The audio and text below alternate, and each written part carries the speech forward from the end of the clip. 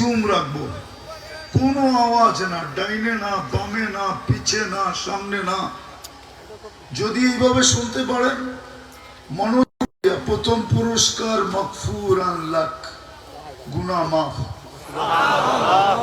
দ্বিতীয় পুরস্কার যেটা, গুনার জায়গাগুলা যে মাফ হওয়ার পরে শূন্য হইল, খালি হইল, তো আল্লাহ রসুল বলেন বুদ্দিলা সাইয়্যাতিকুম হাসানাত, ওই জায়গাগুলা নেক দিয়া ভরা দিবে।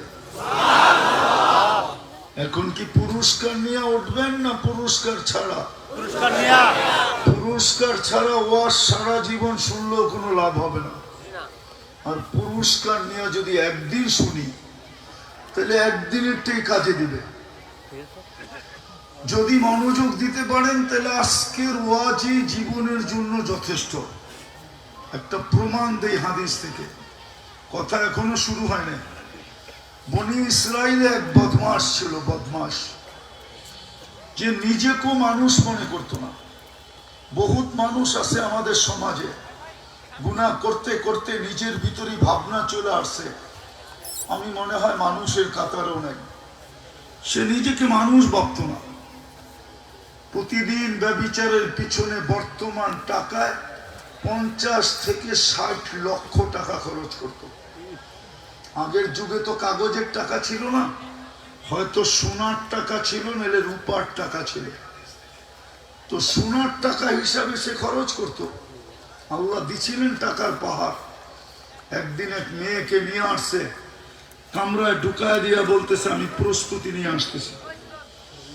আওয়াজ না, আওয়াজ না। যখন প্রস্তুতি নিয়ে আসছে, তো দেখতেছে মেয়ে এক কোনায় বসে অজোরে কাঁদতেছে। তো বলতেছে ওই মেয়ে কাঁদিস কেন? তোকে তো আমি জোর করে আনি নাই, তোকে তো আমি জোর করে আনি নাই, তোকে তো আমি জোর করে আনি। কেন? কথা ওইখান থেকে আসে, এখান থেকে না। কিন্তু একটা কথা শোনেন, কিন্তু কথা কিন্তু কোত্থেকে আসে? উপর থেকে আসে, উপর থেকে, এখান থেকে না। হট্টগোল করবেন, কথা আসবে না, বন্ধ হয়ে যাবে। আমি ওই পাবলিক না যে এখানে মুখস্থ করে এসে আপনাকে শোনাইতেছি। কথা ওইখান থেকে আসবে, শোনাবো, আসবো না শোনাবো না। হ্যাঁ, ঢাকার থেকে হালুয়া কাঠ, ঢাকার থেকে দূরে না, যে রিক্সায় চড়া চলে আসছি। ঢাকার থেকে কাছে হালুয়া ঘাট। হালুয়া ঘাটের পরে কি বাংলাদেশ আছে নাকি? হ্যাঁ, বড় কষ্ট করে আসছি। আবার আরেকটা কথা মনে রাখেন, আপনাদের আমাদের রিমোট কন্ট্রোল, মনের রিমোট কন্ট্রোল কিন্তু শয়তানের হাতে।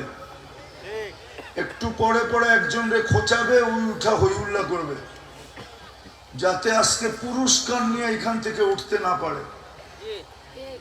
হ্যাঁ, ও বড় চেষ্টা লাগাবে এখন, যে আজকে যদি এই যুবক পুরস্কার নিয়ে উঠা গেল, তো আমি গত 14 তারিখ পর্যন্ত, গত 14 তারিখ গুলাতে যত পরিশ্রম করছি এদেরকে, এদের উপরে 14 তারিখ বুঝো তো? এরা যে ফুল নিয়ে দৌড়াদৌড়ি করছে আর ছুটাছুটি করছে, আর হোটেলে খাওয়াইছে, বাড়িতে পার্সেল দিছে, পারে না কলিজাটা বাহির করে বুনা করে প্যাকেট করে দিয়া দিতে। তারপরও যেন ওদেরকে লেখা দেয় I.U। বেশিরভাগই তো লেখাইতে পারে না।